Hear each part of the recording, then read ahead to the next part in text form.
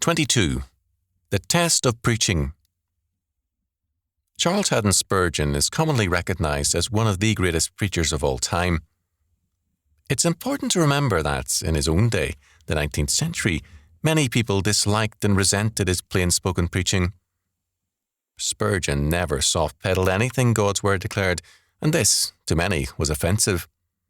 They felt that a preacher should only inspire and uplift people, never shake them up, as Spurgeon did. Spurgeon did have a knack for timely and hard-hitting sentences, as for example his statement that many church members reminded him of his neighbour's pigs. All grunt and no bacon. A pastor once invited Spurgeon to preach for him during his absence one Sunday.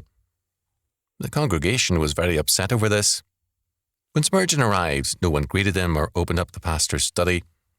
Spurgeon placed his hat and coat in the pulpit chair. Since the offering that day was to go to Spurgeon, the offering plates had been hidden by the deacons. For the offertory, Spurgeon handed his hat to the usher. No one placed even a halfpenny onto the hat. When the smirking ushers returned the hat to Spurgeon for offertory prayer, Spurgeon's prayer was a very simple one. Lord, I thank thee that these tight wads gave me back my hat. Then he preached the word of God to them.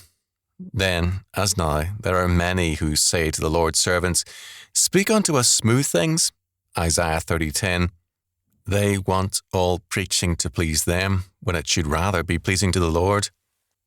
The test of good preaching is very simply, is God pleased with it, or is man?